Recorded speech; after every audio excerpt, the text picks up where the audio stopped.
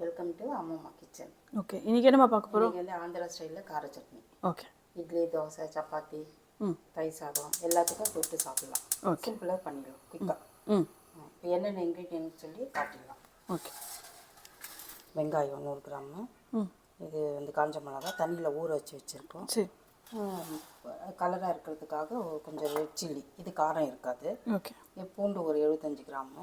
புளி தண்ணியில் ஊற வச்சுருக்கோம். தாளிக்கிறதுக்கு கடுகு, கருவேப்பிலை, பெருங்காயத்தூள். ஓகே. சில்லி எவ்வளோ நேரம் ஊற வச்சுருக்கீங்க?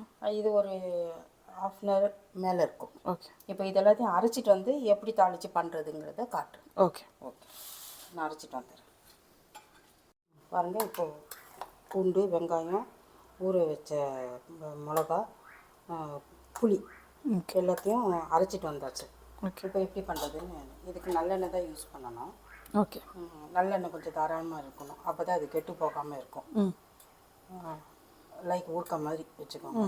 இது அதனால ஒரு 50 75 கிராம் நல்லெண்ணெய் போட்டு கடுகு போட்டு தாளிச்சுக்கணும். இதுக்கு உளுத்தம்பருப்பு, கடலைப்பருப்பு அதெல்லாம் எதுவும் போடக்கூடாது. ஏன்னா எடுத்து வச்சு யூஸ் பண்ணுறதுனால பருப்பெல்லாம் போடக்கூடாது. ஓகே. அவ்வளோதான், கடுகு வெடிச்சிட்டு இப்போ அரைச்சிட்டு வந்ததெல்லாம் இதில் போட போகிறோம்.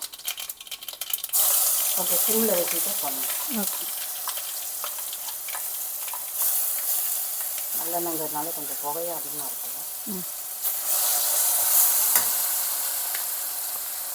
இதில் தண்ணியே விடலை, ஊற வச்ச புளியும் இந்த மிளகா ஊற வச்சது தான். வெங்காயத்தில் வைக்க தண்ணி கொஞ்சமாக மிக்சியை கழுவி இதில் ஊற்றிக்கலாம்.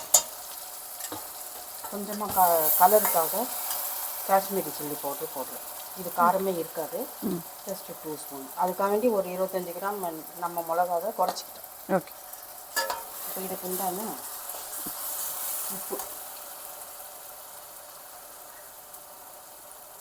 ஒரு 1½ ஸ்பூன் போட்டுக்கலாம்.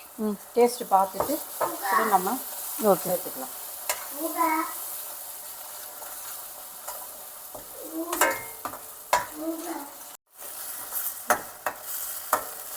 இந்த மாதிரி நல்லா சுருண்டு வரணும். ஓகே. சிம்மை அது வச்சுட்டு, ஏன்னா இது கெட்டு போகாமல் இருக்கிறதுக்காக சிம்மில் வச்சு தீஞ்சு போகாமல் நல்லா சுருண்டு வரணும்.